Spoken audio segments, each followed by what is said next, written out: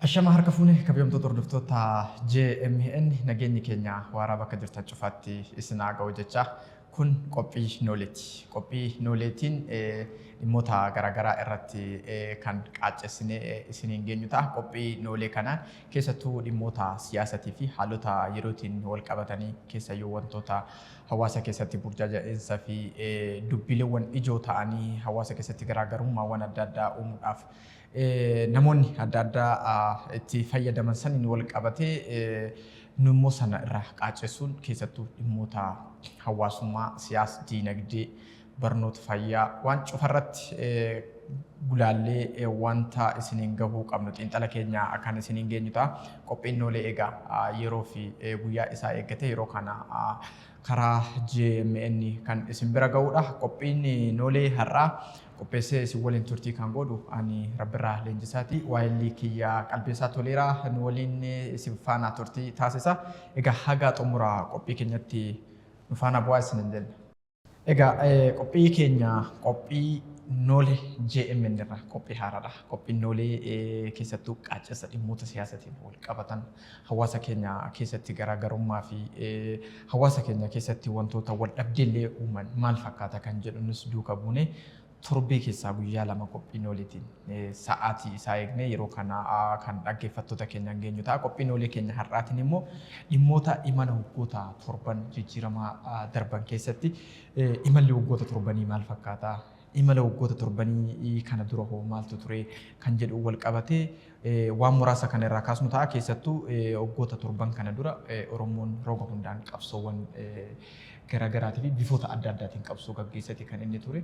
Bu'aa qabsoo inni jaarraa tokko oliif taasisetu walitti cimmifamee jijjiirama imala waggoota torbanii dheengadda kabajame kanaan nu gahee hundumaafuu jalqaba irratti baga guyyaa injifannoo waggaa torbaffaa nagaan geessan jennaan dhaggeeffattoota keenya. Baga nagaan geessanii bitootessa 24. Tole. Sanumaan wal qabatee egaa imalli waggoota torbanii kanatti osoo hin seeniin dura imalli qabsoo Oromoo jaarraaleewwan darban keessaa maal fakkaataa fi imalli qabsoo Oromoo kaleessaa sun immoo maal dhale kan jedhuun achirraa kaanee gara injifannoo waggaa torbaffaa kabaja isaa kanaatitti kan dhufnu ta'a. Egaa Oromoon waa'ee injifannoo kana gaafa kaasnu injifannoon kun roga tokkoo fi gartuu tokko kittiin nama dhuunfatiin kan dhufe miti. Kana eenyumtuu kan amanuu fi kan beekudha. Keessattuu injifannoon gaafa jedhamu injifannoon kaleessa aarsaan lubbuun aarsaan lafee itti cabuu dhiigaan itti dhangala'uutii fi aarsaa hin malle aarsaa gurguddaa itti kaffalameeti jijjiiramni tokko kan dhufu. Jijjiiramni sun dhufuuf immoo sababni nama tokkoof lama miti. Namni kamiyyuu iddoo jiru irratti qabsoo keessa jiru irratti roga qabsoo jiru sanaan aarsaa godheeti gara jijjiiramaatti kan dhufu. Jijjiiramni sun immoo nama tokko ijaaruuf yookiin gartuu tokko ijaaruuf miti kan dhufu. Jijjiiramni tokko kan dhufuuf itti qabsaamee itti dhama'amee aarsaan barbaachisu itti kaffalameeti kan dhufu. Aarsaan kaffalame akka har'a namoonni siyaasaa keenya tokko tokko jedhanitti akkuma waan ofii isaaniiti akkuma burcuqqoo kanatti jijjiirama kana qabanii fidanii nama tokkotti kennaniitti warri ilaalan illee ni jiru. Keessattuu jijjiirama kana keessatti gahee guddaa kan taphate ilmaan hiyyeessati. Ilmaan hiyyeessati yoo jedhu ilmaan hiyyeessaa kan waa tokko harkarraa hin qabne adda isaa takkitti rasaasatti kennuudhaan jijjiirama kana kan fide gahee qeerroo keessaa irra hedduun ilmaan hiyyeessati. Jijjiirama kana gaafa kaasu keessattuu magaalaan wal qabatee amma fakkeenyaaf magaalaa keessatti baroota darbe keessa ilmaan abbootii qabeenyaa hogittiin ilmaan namoota baratee gurguddootiin miti kan qabsoo kana finiinsaa ture. Irra hedduun baddaaf gammoojjii ho'aaf qorra osoo hin jenne itti amanee cunqursaa uummanni kun itti jiru. Biyyi Itoophiyaatun sirni amma jiru kun biyya Itoophiyaa tanaaf hin maltu jedhee qeerroof qarreen kaleessaa ilmaan hiyyeessaa sun waan itti amaneef jijjiirama kana fiduuf jarraaf qabsaa ture. Qabsoon kun immoo dhaawwataan dhaalmadhaan itti fufiinsan walirra dhaalmadhaan dhufee har'a dhaloota har'aa kana harka ga'e. Kanaaf jijjiiramni kun eessaa dhuftee isaa kan osoo kaasne gaarii. Tole. Egaa gara jijjiirama bitootessa 24tti tun darbiin biyya kana keessatti jijjiiramni siyaasaa yeroo 3-4 ol geggeeffameedha kan inni jiru. kanuma dhiyoo yoo fudhanne fakkeenyaaf bara dargii yoo fudhatte akkaataatti dargiin aangootti dhufe yoo fudhanne ilmaan Oromoodha. Sana keessatti hirmaannaa guddaa kan qaban, hirmaannaa leencaa kan qaban ilmaan Oromoo kan akka Hayilee Fidaafaa fudhachuu dandeessa jechuudha. Deebi'ee bara Addawaayin gara aangootti dhufus kufaatii dargii irrattis shoora olaanaa kan taphate qotee bulaa Oromoo, ilmaan Oromoo, hayyoota Oromoodha. Sana keessattis jijjiirama sana fiduu keessatti kan qooda ba'an jechuudha.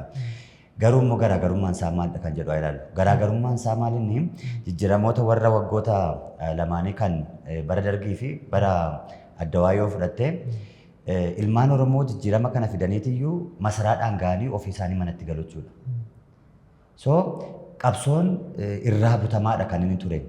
Inni ammaa kun garuu itti yaadamee qophii guddaan itti taasifamee jechuudha. Qophii guddaan itti taasifamee masaraa qabatee masaraa keessa turuu aangoo kana Oromoo harkatti itichuun ammadha kan inni baramee jechuudha. Kanaaf garaagarummaan jijjiiramoota kan bitootessa 24 kuni kan Oromoon dhiisee manatti gale osoo hin taane kan Oromoon aangoon kun naaf mala jedhee gaaffiiwwan Oromoo gaafataa ture sana anumatti deebisa jedhee kan inni irra turuu danda'edha jechuudha. Kanaaf jijjiirama kana eeyyuuti fidee amma yeroo baay'ee gaaffiin gama diyaaspooraadhaan gama hayyoota biyya keessa jiraniitiin gama dhaabbilee siyaasaa adda addaatiin kan ka'u hunduu jijjiirama kana anatu fidee itti kenne anatu kursii jalatti qabaa jira kan jedhu yeroo baay'een gaachuudha. Loojikii isaa yoo fudhanne garuu jijjiiramni ammaa kun jijjiirama qawweedhaan dhufe miti. Jijjiirama dhiibbaa biraadhaan dhufe osoo hin taane jijjiirama keessaa alatti dhufedha jechuudha. Qabsaa'onni amma aangoorra jiran kun tarsiimoodhaan masakamanii tokko tokko maal jedha qeerroon qofti dargaggeessi qofti akka fidettidha. Garuu dargaggeessa sana qajeelchuu gahee hooggansaa kan taphataa ture eenyudha yoo jenne hooggantootuma dhaada'oo keessa turanidha jechuudha. Kanaaf aangoon kunis kanaaf turuu danda'e. Biyyis immoo kan isheen hin bittinnaa'in haftee fi jijjiiramni kun achuma keessatti dhalatee qabsoon kun achuma keessatti dhalatee achuma keessaa immoo bahee jechuudha. Akka fakkeenyaaf amma killeen akkamidha lubbuun kan keessaadha alatti kan inni bahe jechuudha. Malee alaa yoo dhufe fakkeenyaaf biyyoota baay'ee fudhachuu hin dandeessa. Qabsoo dhiibbaa alaadhaan dhufu kun dimokiraatawaa ta'uu hin danda'an. Fakkeenyaaf yaadigi fudhadhu bosonaa bahe. TPLF bosonaa dhufeetiyyuu gara aangootti qabate.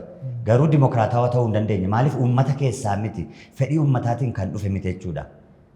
Biyyoonni baay'een kan amma Afrikaa keessaa unkuramaa jiran maalinni jijjiirama akka Itoophiyaa kana osoo hin taane kan isaan qabanii jijjiirama afaan qawweedhaan bosonaa bahee tokko shifteema dhufeetiyyuu aangoo qabatee garuu maal taachuudha faayinaalii diktaatarii kan inni itti ta'uudha jechuudha. Kanaaf jijjiiramichi ofii masaayyoo akkaataatti jijjiiramni kun deemaa jiru of tursaa jiru in agarsiisa jechuudha. Kaan immoo maal siin jedhama nuti bilisa sin baaseedha. Look, diyaaspooraan gahee qabaachuu hin danda'a.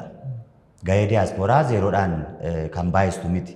Haa ta'u malee garuu bilisa sin baasne, konseptii bilisa sin baasne teessuma isinitti kennine jedhanii aangoo irra kan jiru kana yeroo isaan qeeqaniin arginaa jechuudha. Garuu dubbiin sana miti.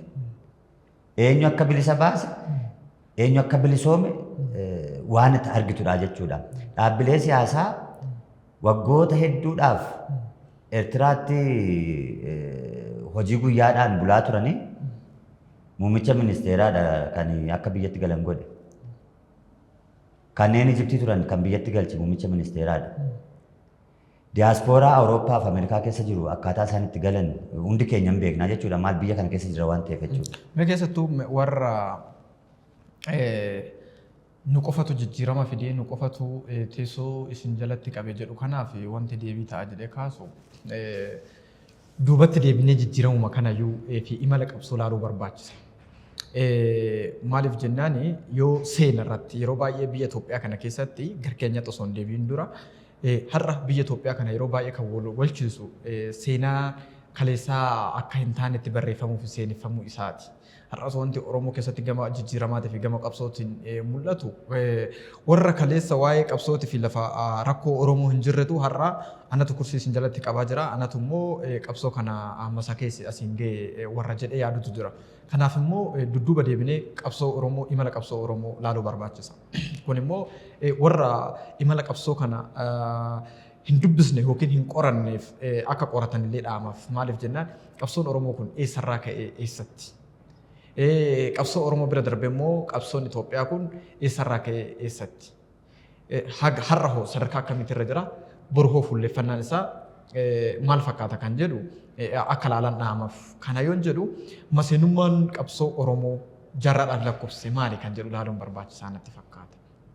Fakkeenyaaf warri nutu ana qofatu jijjiirama fide jedhu kun kaleessa bara chaartaraat irraa kaasnee seenaa laallee yoo ilaalle qabsoo seenaa keessattuu seenaa qabsoo Oromoo keessatti qabsoon Oromoo dafee akka galma hin geenye fi qabsoon Oromoo akka maseenu kan godhe warra har'a kana qaaqaa jiru jechuudha. Kaleessas qabsoo Oromoo kan maseensaa ture. Sana diiteelis kaasuun barbaachisaa ta'uu baatu dhaloota har'aa kanaaf barbaachisaa miti. Sana yoo irra dabarre gaariidha. Maaliif jennaan kaasuun barbaachisaa ta'a yoo ta'e ragaa fi maqaa waliin kaasuun ni danda'ama waan ta'eef jechuudha. Eentu qabsoo maseensaa ture kan jedhu. Eentu dantaa Oromoo gurguraa ture kan jedhu. Eentu mirga Oromoo gurguraa ture kan jedhu. So har'a immoo kobbortaa jijjiirratanii as bahanii anatu qabsoo Oromoo tarkaanfachiisee asiin ga'ee anatu immoo mootummaa kana aangootti fidee anatu yaada fi yaadama kiyyatu har'a biyya Itoophiyaa kana bulchaa jira warri jedhee yaadutu jira. Kanaaf dhaabbatee of ilaaluu qaba. Namni kamiyyuu yeroo isaatitti gahee bahatuu qabu bahatee jira. Gaheen inni bahatee as ga'e sun waan haalamuu miti namni kamiyyuu. Gaheen inni bahate sun immoo dirqama waan qabuuf gahee bahate malee har'a akka ittiin dhalootatti ittiin dhaadatuuf miti kan inni kaleessa qabsaafii ture. Kanaaf qabsoon Oromoo kaleessaan gaggeeffamaa ture qabsoo Oromoo qofayyuu miti Itoophiyaa tana kaleessa gam siyaasaatiin gam diinagdeetiin gam hawaasummaatiin gama dippiloomaasiitiin Itoophiyaa kan ijaare kan dhaabe kan har'aan ga'e har'as kan ceesisaa jiru Oromoodha. Kun eenyumayyuu wal nama gaafachiisu jechuudha. Fakkeenyaaf barti TPLF biyya kana bulchaa turte waggoota 27 TPLF biyya kana bulchaa turte keessatti TPLF Itoophiyaa bulchaa ture osoo hin taane Oromootu Itoophiyaa bulchaa ture. Kana eenyumtuu amanee fudhachuu danda'uudha qaba. Jijjiirama kana eentu fidee qeerroon gahee qaba gahee guddaa qaba. Gamanatti dhufna yoo ta'e. Akkasuma diyaaspooraa fi hayyoliin siyaasaa warri jedhaman warri gahee gurguddaa qabanii fi gahee leencaa taphatan hedduutu jira. Tokko lama maqaa kaasuu yoo baanne. Garuu san keessaa warri kaleessa albeen isaanii kara lamaan muru kaleessa gara wayyaanis muraa ture har'allee murna siyaasaa diinaa waliin dhaabbachaa jiru anatu kursii si jalatti qabee anatu jijjiirama fidee imalli waggoota torbanii har'a bitootessa 24 kabajame kun bu'aa qabsoo kootiiti warri jedhee dhaadatu kun kaleessas albeen isaanii qara lama ture. Kana hawaasni beekuu danda'uudha qabaa jechuudha. Kanaaf gara fuulduraattis dantaa Oromoo bara chaartaraat irraa kaasee bara chaartaraat duras warra dantaa Oromoo gurguraa ture har'allee warra dantaa Oromoo sharafuu barbaadutu maqaa qabsoo Oromoo kanaan dhaadachuu barbaada. Namni dhugaadhaan hawaasa kanaaf hojjete baay'ee hin dhaadatu. Namni dhugaadhaan qabsaa'ee Oromoodhaaf bu'aa buuse Itoophiyaadhaaf galtee ta'e hin dhaadatu. Waan hojjete sanaan kan hojjedhe of hin dhaadu. Nama hojjennetu of dhaadaa jechuudha. Kan hawaasni tolchee beekuu danda'uudha qaba. Wanti irra deddeebinee hawaasaaf himnu warra of dhaaduu fi warra wal dhaaduufis himnu inni ijoon kanaa jechuudha. Eentu dhugaadhaan hojjete hoo maaliif of dhaada? Hojiin isaa maaliif isa dhaaduu dhabe nama sana? Nam siyaasaa erga ta'ee erga hojjete dhugaadhaan hawaasa kanaaf erga bu'aa buuse hojii isaa maaliif isa dhaanne? Maaliif ofii isaatii gabbee of dhaaduu barbaachisa? Kan jedhu illee rakkoon jiru maal dhabeetta amma? Jijjiirama qabsoo kana keessatti akkuma tamma dubbatte namoonni yookiin immoo gareedhaan ijaaramanii gahee mataa isaanii baataniiru. Garuu immoo tokko fiixeetti bahee jechuudha akka nama dhuunfaatti. Akka nama dhuunfaatti qabsoon kun jijjiiramni kun anumatu fidee kan jedhu immoo jira jechuudha. Akka gareetti kan himatan jiru akka nama dhuunfaatti immoo qabsoo kana anumatu fidee jedhanii kan isaan kaasan jiru jechuudha. Qabsoo keessatti namni hunduu gahee mataa isaa hin qabaata. Gahee mataa isaa yoo qabaate iyyuu maalidha? Fakkeenyaaf Jawaar haa fudhannu. Jawaar yeroo baay'ee intarviiyuu isaa keessatti akkaataan itti dhaadatu qabsoo biyya kanaa maal jedhe yeroo tokko kaalkuleetarii ida'amuu fudhatteetta jedhamee yeroo gaafatamu maal jedhe kaalkuleetarii isaa yuunati hojjetee jedhe. hanga ganadha kan inni of arbeessee dubbatu jechuudha. Garuu Jawaar qabsoo sana keessatti gahee qaba, eeyyee gahee qaba. Akka nama tokkootti. Gaheen isaa maalidha? Gaheen isaa akka nama dibbee rukkutu tokko yookiin immoo akka nama xurumbaa afuufu tokkootti gahee isaa baateera jechuudha. Sana kanatti fayyadamaa ture Jawaar ofii oomee osoo hin taane qabsoo biyya keessaa kana dubbachuu hin danda'a. Namoota du'an kana dubbachuu hin danda'a. Qeerroo duute kana himuu hin danda'a. Warri biyya keessaa sana himaamadha kan isaan turan. Garuu namni tokko har'a ka'ee teessuma nuti isin jalatti qabee jira. Anatu abbaa qeerrooti. Qeerroon mileenaan lakkaa'amu kana abbaa qeerroodha. Anatu jijjiirama kana fide. Yoo ani keessaa bahe biyyi kun hin diigamti. Yoo ani aangootti bahe malee biyyi kun hin diigamti jedhee kan dhaadatu as akka nama dhuunfaatti tokko isa jira jechuudha. Akka gareettis immoo jiru. Akka cululloota siyaasaa jenna isaan kanaan. Corofee culullee beekta. Culullee siyaasaa kan jennu kuni injifannoo ati itichattee kuufattee gara biraatti tarkaanfachuuf yeroo kaatu dhuftee kan sirraa buttee fiigdu jechuudha. Warra culullee siyaasaa jennu kun jechuudha. Kanaaf Oromoon guyyaa tokko erga gabrummaa jala seenee kaasee jechuudha. Guyyaa tokko galee rafee hin beeku. Diyaaspooraan har'aatuun uumamiin utuu Awurooppaa fi Ameerikaan nu hin beekin iyyuu abbootiin keenya akaakayyuun keenya qabsoo keessadha kan isaan turan jechuudha. Garuu akkaataa isaan itti injifannoo kana qabaa turanitti maal ta'a jechuudha. Tarsiimoodhaan kan masakame miti jechuudha. Gareen tokko Itoophiyaa irraa fottoquu, gareen tokko immoo Itoophiyaa keessa turuu. Seenessa tokkotti dhufuu hin dandeenye Oromoon jechuudha. Hanga bitootessa 24tti seenessa tokkotti dhufuu hin dandeenye. Inni kun garee fottoquudhaaf jiraatudha. Kun immoo garee Itoophiyaa keessatti teenyee jijjiirama finna kan jedhu. Sindura yoo fakkeenyaaf waa'ee bilisummaatiin wal qabatee yeroo baay'ee warra bilisummaa nutu fidee nutu isin bilisoomsee jedhee dhaadutu jira. Dhugaa dubbachuuf yoo ta'e keessattuu dhimmoota diyaaspooraa kanaan wal qabatee yeroo baay'ee uummanni diyaaspooraa uummata lafas biyyas hin beekne parsantaa hedduun dhibbeettaa hedduun uummata lafas biyyas hin beeknedha. Uummata waanuma onlaayinii irraa argee irra dhaabbatee waan baay'ee pilaatfoormaa miidiyaa hawaasaa hunda fayyadamee waa jedhaa ooludha.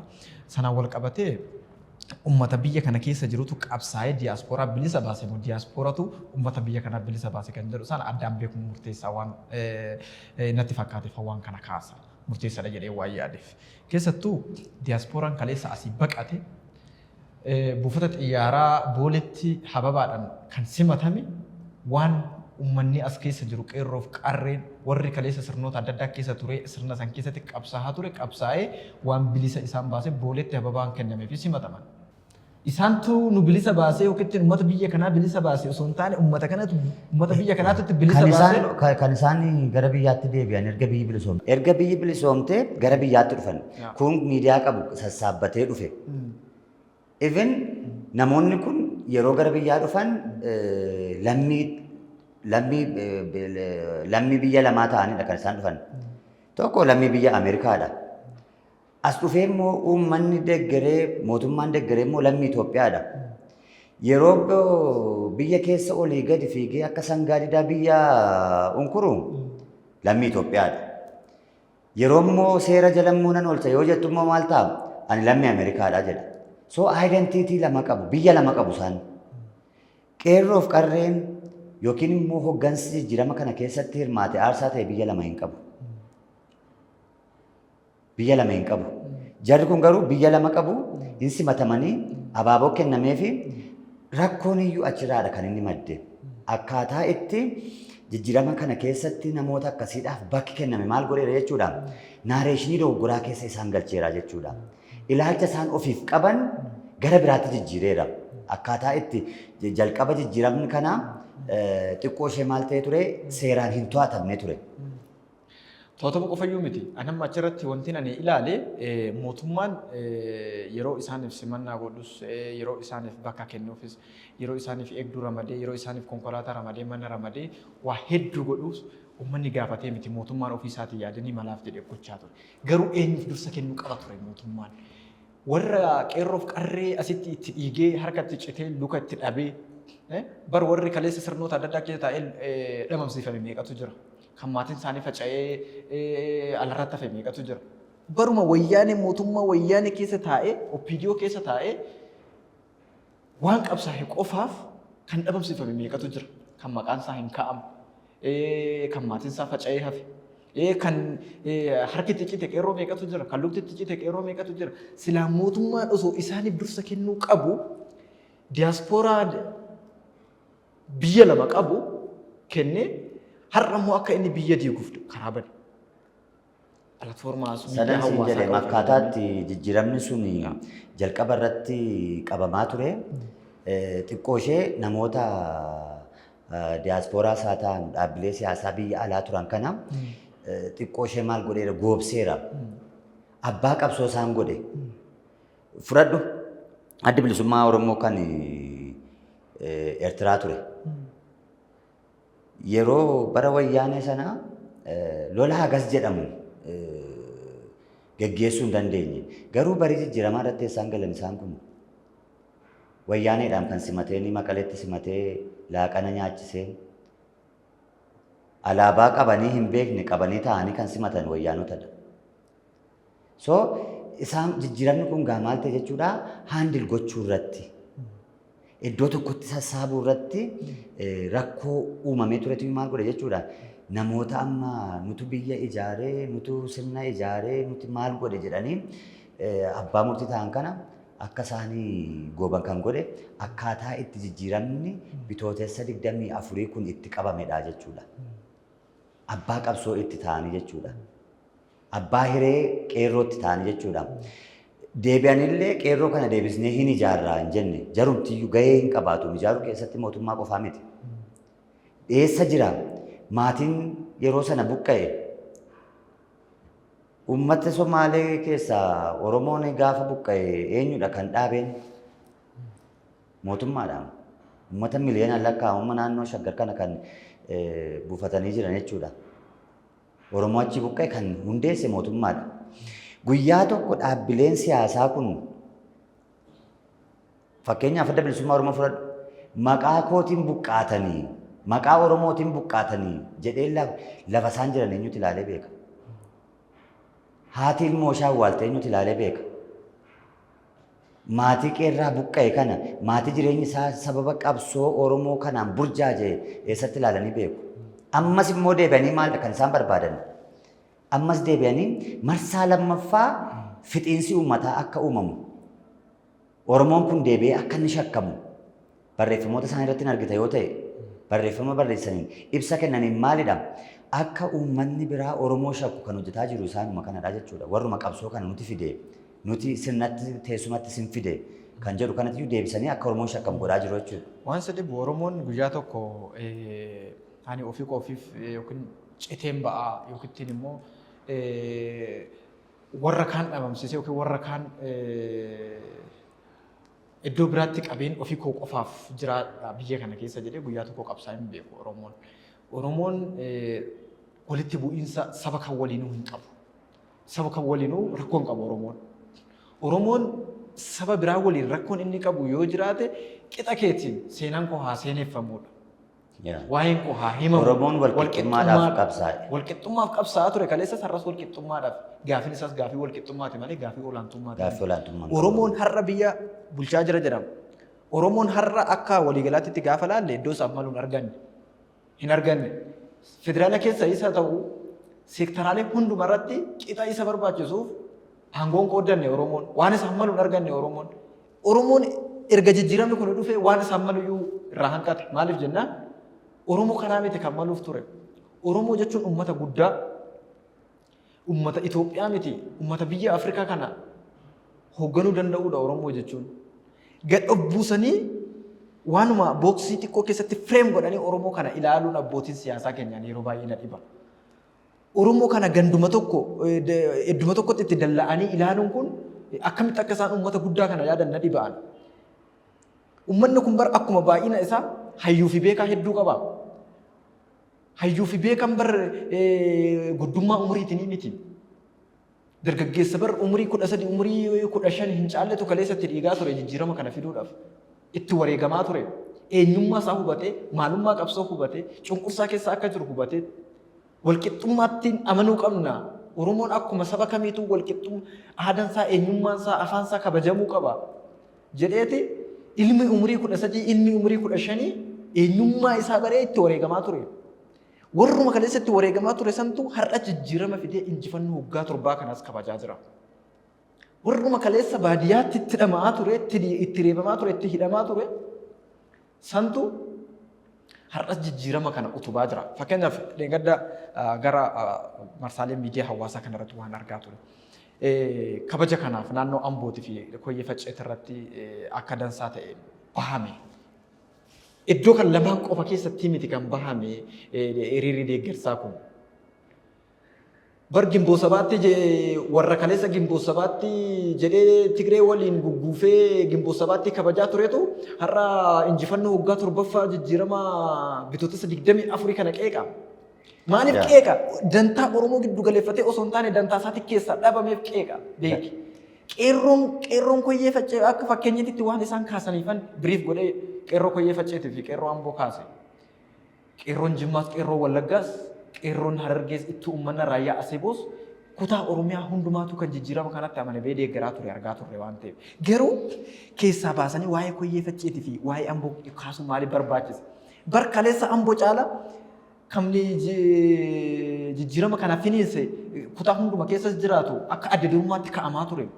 Qeerroon Amboo akka adda durummaatti ka'amaa ture, qeerroon Koyyee Faccee akka adda durummaatti ka'amaa ture. Jijjiiramni kun amma fakkeenyuma tamma fudhattaa ilaallu. Hiriirri magaalota hedduu keessatti bahameera. Hiriirri magaalota hedduu keessatti bahame kuni akkaataatti jarri jallisuu barbaadanii harkaa hin fudhatamne malee jechuudha. Uummanni kun humnaan ba'ee luka. Oromoon ikkoo jijjiirama isaa Gimbooti 20 jechuudha. Caamsaa 20s kabajamaa ture. Farda isaa baafatee kabajamaa ture. Maaliif tokkoon jijjiiramaa bu'aa buuse qaba. Wanti hin haalamne jechuudha. Bu'aa kan dargiidhaan maal argate? Abbaa lafaa ta'e deebi'ee Oromoon lafatu deebi'ee fiudaalee harkaa lafti ba'eef kun jijjiirama tokkodhaam. Jijjiirama Gimbootti 20dhaan yookiin immoo caamsa 20dhaan immoo maal argate? Maqaa isaa argate, eenyummaa isaa argate, aadaa isaatu deebi'eef naannoo kan koodha jedhu ijaarratu argate, Oromiyaa kan jedhamtu in argate. Maqaa ganamaa maqaa magaalota isaa maqaa bakkeewwanii kan duriitti deebi'e Oromoon mirga amantii argate, mirga waaqeffachuu argate, mirga maqaa isaadhaan ani qalbeessaadha jechuu argate. Sunis jijjiirama waan ta'eef Oromoon selebireetiin godhachuudha, injooyin godhachuudha. Kan bitootessa 24 yoo fudhannee akkasuma sanarra dabalaa dhufee jechuudha. Ilma isaatiiyyuu aangootti ba'e, aangooti isaatii ititeef akka kaleessaa sanqeessaa keessatti ajjeefamaa hin jiru. Hidhaadhaan dararamaa hin jiru. So uummanni kun humnaan ba'e yeroo jettu Oromoo tuffachuudha. Oromoon beeka jijjiirama keessatti waan argate beeka. Kanaafus jira. Oromoo amma kana hayyummaa qabu Oromoo kana baratee miti. Shaggar irratti uummata miliyoona 1.4 olti ba'e. Uummata miliyoona 1.4 kana akkamitti humnaan baastamee ati? Loojistikii kana hunda akkamitti humnaan sassaabda? Laga Xaafootti qophii ture argiteetta. Uummata miliyoona 1.4 ol ta'u kana baasuu jechuun is a miracle, kun raajiidha. Kun hundi akkamitti qotee bulaan Oromoo koo hayyuudhaan waan qotee bulaa ta'eef namni abbaan barbaade hin ajaju. Dargaggoon Oromoo abbaan barbaade hin ajaju. Jijjiirama kana keessatti kan hin argadhe qaba. Isa ittaan immoo wantoota immoo heeraan deebi'an immoo jiru. Tokko maal siin jedhama? Afaan Oromoo afaan federaalaa hin taane siin jedhama. Waan muummicha ministeeraa taateef yookiin immoo waan 4 kiiloo seenteef afaan Oromoo afaan federaalaa gootu aduu tokkotti. Wantoota heeraan deebi'an eeggataa jira Oromoon. Ammaaf garuu waan argate qaba. Sana celebrate godha, sana enjoy godhaa jechuudha. Malee Oromoon humnaan hiriira ba'e yeroo jettu tuffii ati uummata Oromoodhaaf qabdu agarsiisa malee quuqama ati qabdu nagarsiisu jechuudha. Kaleessa koo Oromoon humnaan hin baane Gaafa mallasduu Oromoon humnaan hin boonye. Mootii kooti du'e maaliif Oromoon mootii hin kabaja. Kan amantaanis immoo barsiisaa. Garuu ishee argatee gammadee isa kaaniif immoo maal jechuudha. Maal jijjiirama keessatti hayyoon amma jijjiirama kana fidan caamsaa 20 hin kabaju. TPLF duukaa mana maree tokko qabu iddoo tokkotti waamamu garuu immoo maal jechuudha. Ishee harkatti qabatanii immoo maal qabsoo kee immoo keessoodhaan geggeessaadha kan isaan turan jechuudha. Keessattuu jijjiiramni kun akkamitti saffisee akkamitti har'a gahee gara dhuma dubbii keenya irratti yoo ilaalle jijjiiramni kun akkuma qeerroo fi hayyuun Oromoo hedduun gahee qabu warri kaleessa sirnoota darban keessa turan gaheen isaan qaban olaanaadha. Jijjiiramni kun saffisee akka galma gahuu fi jijjiiramni kun akka dhufuuf gahee isaanii olaanaadha. Yoo ifaan dubbachuun barbaachisa ta'e gaafa addi bilisummaa Oromoo Eertiraa ture Piraayim Ministeeriin Nabiyyiin yeroo adda addaatti kaasuu mala gara fuulduraattis guyyaa tokko kaasuun isaan hafu jedhee yaada. Namni asii Eertiraatti dhaqee isaan deeggaraa ture isaa bara. Namni asii dhaqee Eertiraatti isaan waliin mari'achaa ture isaa bara. Kan ammoo ni beeku hayyoonni siyaasaa warri inni qunnamaa ture. Warri asii iddoo adda addaatti deemee waliin mari'achaa ture otoo biyya bulchu kan akka abbaa duulaa fa'aa akka fakkeenyatti kaasuun ni danda'ama. Kun maal agarsiisa? Mallattoo jijjiiramni kun akka dhufuuf qabsoon keessoo gaggeeffamaa ture calaqqisiisaa jechuudha. Qabsoon roga tokkoonii miti kan gaggeeffamu. Qabsoon gartuu tokkoonii miti garee tokkoonii miti kan gaggeeffamu. Qabsoon roga hundaan walitti tuuttee cimmifameeti raafamee jijjiirama kana dhale.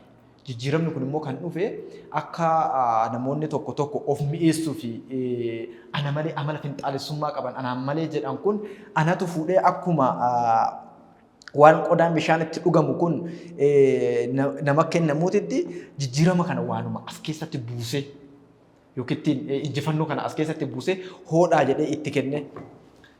Teessoo kana immoo irra taa'aa jedhee teessoon kun immoo akka hin raafamne jalatti qabaa jiruutti warra kaasuu jira. Warri kun warra